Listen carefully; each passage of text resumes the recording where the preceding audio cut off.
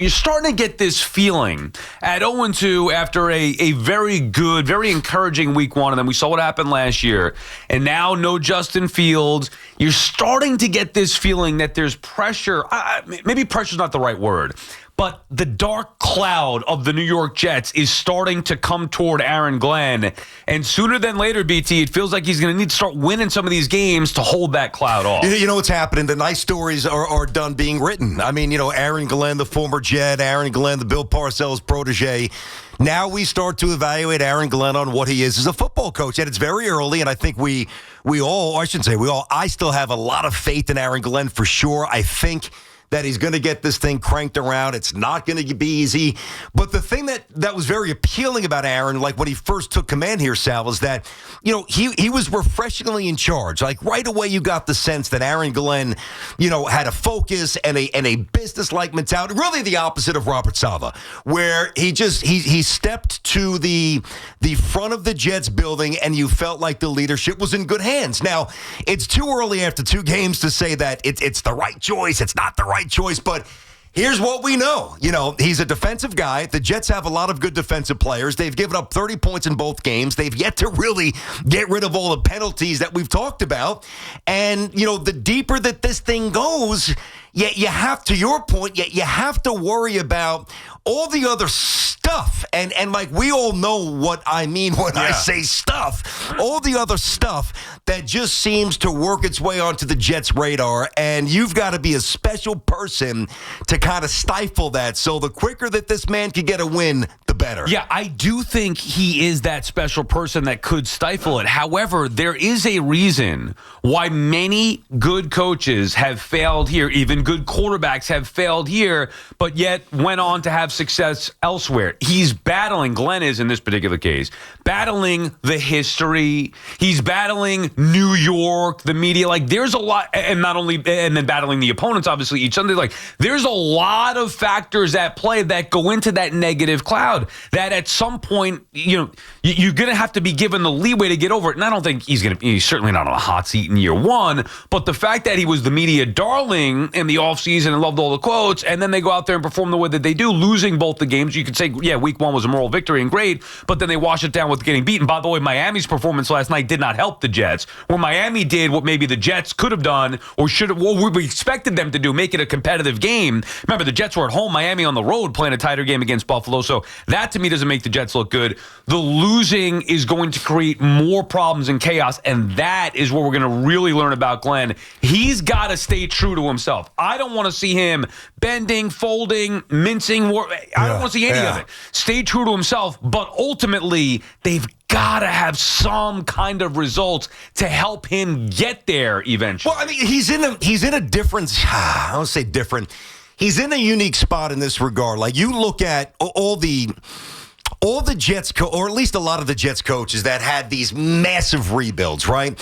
Obviously Parcells coming in for Kotite is the biggest one when the Jets came off with a 3-win season and a 1-win season and back-to-back in 95, 96. So it's a million years ago. We all know that, but that was the biggest rebuild job. I in a lot of ways, Sal, I think that it's almost a disservice to Aaron Glenn, because when we talk about this Jets team, going back to why Aaron Rodgers came, a couple of years ago in the first place, it was because they were on the precipice of being very good because the Jets had a lot of talent. Right. And I think that almost offsets how big of a rebuilding job this is. Like, they're two very separate things. Number one, is there some talent in the building? And the answer is undeniably yes. I think everybody knows that. But the greater issue is, how do you rid the stench of 15 years of losing?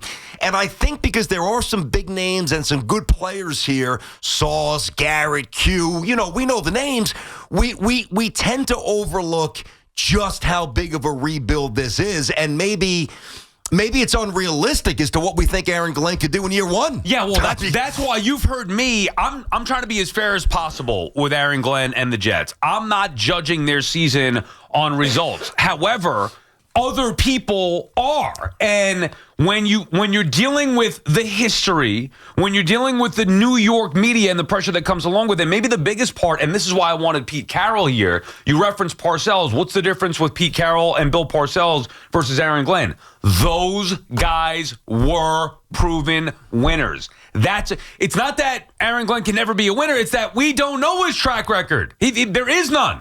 So if Bill Parcells could come in here and say it his way or the highway, it's based with there's a lot there. There's merit to it because he's been a winner before at the highest of levels. That's why I said Pete Carroll, because if you hire Pete Carroll, now that eliminates the unknown question of is this the right guy? And if things go wrong, Pete Carroll's going to be positive. He knows how to get through because he's done it before. So he's earned the benefit of the doubt. Whereas a rookie head coach, as promising as he may be, Todd Bowles, Aaron Glenn, Robert Saleh, pick one, doesn't matter. They haven't earned that because it's a first-time thing. So that's also a part that Glenn's dealing with, which, to me, if you're a first-time head coach and you have all this losing to overcome and you're dealing with the New York media, you better start winning sooner than later. And if you're looking at the Jets schedule and now no starting quarterback here, dude, Bucks are good. All of a sudden, Miami, to me, is not a layup that we thought maybe it would be. The Jets got to win. These next 3 weeks are imperative that the Jets come away with, in my mind, BT, at least a couple of wins. Yeah, and I think it's got to start with the defense here. I mean, I almost think I would feel better if the Jets lost, if they were still 0-2, but they lost 2 games, 17-6. Right. Like, nobody really knows, and we know that Justin Fields is not playing this week, but nobody really knows what he's going to be when he comes back, and if he's here beyond this year, because the Jets actually could get out of his contract after this year. It's a fairly minimal 20-year investment in a mid-20s quarterback with some talent, and they kicked the tires, and I like what they did with I think it's a smart move rather than latching on to some retread. He was great in week 1, awful week 2. Okay, so maybe somewhere in between. Yeah, I was going to say the answer is probably somewhere in between, but to me, the Jets defense, I really think if Aaron Glenn's going to get this thing turned around fast, it's got to start with the things that he sold us on at the outset, and that was, removing the team of dumb mistakes and selfish mistakes and penalties, and I don't want to get too, matchup driven, certainly in the first segment of the show here, but I'll just say this, the Tampa Bay Buccaneers offensive line, Sal, is absolutely decimated. Yeah, I know. It's decimated. And look, even with Tyrod, I was talking about this a little bit yesterday, Tyrod Taylor is a proven winner. Absolutely. He's a proven pro quarterback. Exactly right. And maybe even better at throwing the football and making plays through the air than Justin Fields. Obviously not the dual threat that Fields could be at his peak. And obviously, older and toward the end of his career where Fields is still in the prime of his career. So there's a drop-off. There's a reason why Fields is a starter and Tyrod isn't. Tyrod Taylor has been a successful starter in the NFL. So I don't think the chances drop that significantly from, in my mind, the Jets being able to go in there and win this game against Tampa Bay, who's a very good football team, but as you mentioned, banged up on the offensive line. Hey, they got to start winning some games. The other part of it, to your point about the defense, people starting to talk about Wilks.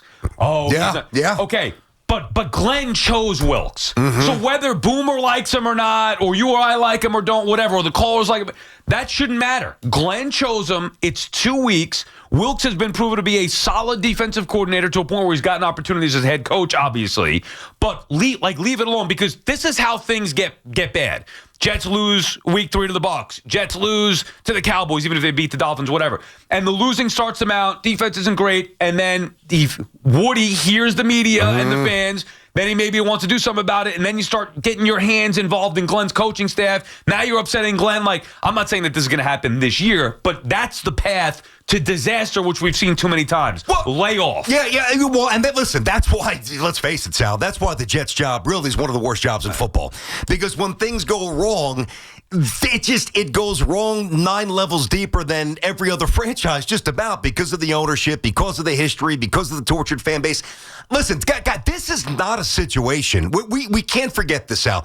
This is not a situation. We'll get to the calls, obviously, here. Jet fans, listen, you got to show something this week. You really have to. Yeah. This is not a situation where Aaron Glenn walked in and they've got, seven rookies playing on defense. They got some big names. Now they got a couple of guys who are making big bucks. Sauce got paid. Glenn's a defensive guy. Steve Wilks, to your point, the coordinator, is a former head coach. You got to start figuring this out. Otherwise, as much as we all believe and love and are rooting for Aaron Glenn, one thing we know about the tsunami of Jets negativity, I don't care who you are. if you don't get off on the right foot, it's going to derail and eventually swallow you up like it does everybody else. I do trust, though, that of all the recent examples that have failed, Glenn has the right attitude and is tougher than anybody else mentally to be able to deal with it. Me too, because he's been here. He gets it. Right. The problem is those things get away from you quickly when other people start meddling if you continue to lose. At the very least, if they don't get a win, they've got to show more of what they looked like in week 1 than week 2. Otherwise, this thing could go off the rails rather quickly. BT and Sal on the Fan, our friends at Town Fair Tire, remind you that at Town Fair Tire, you always get the guaranteed lowest price on name brand tires from Connecticut to Maine. Nobody beats Town Fair Tire. Nobody. Eric starts us off in Rivervale, New Jersey. What's up, Eric? Sal, BT. How we doing, gentlemen? Good. What's up, buddy? Glad to have you back, BT. Good, Thanks. you're feeling better. You're doing much better than you did earlier this week. So Thank you. There you go. Thanks, man. I missed it. Thank you. What's going on? On our Jets, man, I didn't come into this season with unreasonable expectations, right? I mean, these first 2 games I didn't necessarily expect to win. I was pleasantly surprised in week 1. But you kind of hit what my issue is with this Jets team is it's not even the wins and the losses. It's how they show up. I mean, we're not going to win games where we're giving up 34 and 30 points respectively. That's never going to happen. This team is not built that way. So to me, with Tyrod Taylor does present a different opportunity, I think, at quarterback to throw the ball because let's be honest, Bowles knows exactly what the Jets are going to do. They're going to try to run the football and he's going to pin their ears back and he's going to send everybody. Which is exactly what Buffalo did last week. We couldn't run the ball. Yeah. Justin Fields clearly has a struggle throwing the ball and establishing a passing game. So if this team is going to be one-dimensional, that's going to be a problem on offense. And then defense, I don't know what is happening with Steve Wilks. None of it looks creative. I can see what he's doing. So these teams like Aaron Rodgers and then in Buffalo with Josh. Exactly. With Josh Allen, the league MVP. I mean, he's going to pick these guys apart, and he's going to see what this guy's doing. So, to me, I understand Steve Wilks has experience, but he hasn't shown it in these past 2 weeks. No. And this team has to show up differently. If they can, keep this game close, to your point, if it's a low-scoring game, 2017, whatever, they cover the spread and lose, I'm fine with that. I'm not expecting, this team to win 8, 9, 10 games. I mean, we need a quarterback that just a good draft in the top 5 likely. All right, fair 8, 9 wins. And thank you for the call, Eric. I get it, BT. And after week 1, honestly, even I was like, I mean, if Fields plays like that, I didn't believe that he could. But if he does play like that, maybe they can win 8 or 9 games. And by the way, their schedule really does soften up in the second part of the year. And that's where you want to see, in the beginning, especially in today's day and age in the NFL with no preseason, you want to start to see your team figure out who they are. Then, by the second half of the schedule, you want to see them in the Jet spot. I'm not talking about every team. In the Jet spot, then you want to see them say, okay, this is who we are. This is how we're now going to start to win games. And then give you hope, close out strong, give you reason to believe that next year you could build off of it. So all that is still there for the Jets. I'm with you. I don't need them to necessarily win. I think of the next 3, they've got to win at least 1. But just get back to playing competitive, competent football while trying to establish your identity for this season. Yeah, and listen, that's what it's about. Eventually, you're going to need a win to reinforce the messaging that's going on the practice field and inside the film room and inside the building. I mean, otherwise it becomes hollow and everybody's like, okay, well, it sounds good, but, we're 0-7, we're 1-9. I'm not even saying the Jets, anybody. We're 1-12. You know what? How much positivity can I actually take from what's being said? At some point, you need something tangible to present itself. And really, even though they lost the Steelers game, to me, it was tangible enough where it felt good, it looked different, but it was such a stark reversal, such a quick flip where it was dispiriting.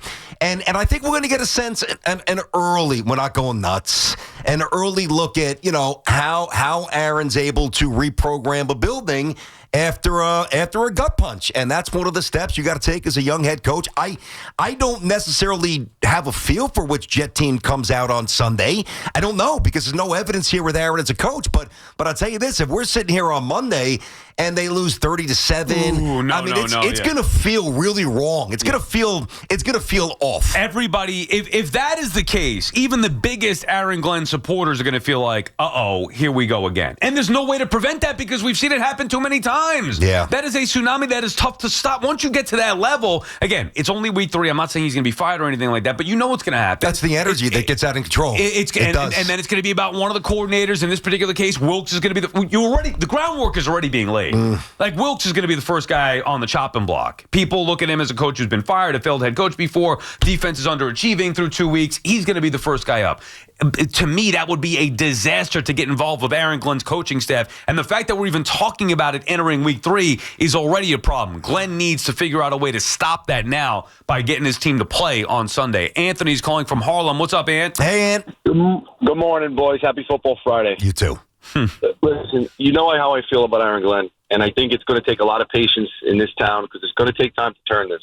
But here's what I want to see on Sunday, right?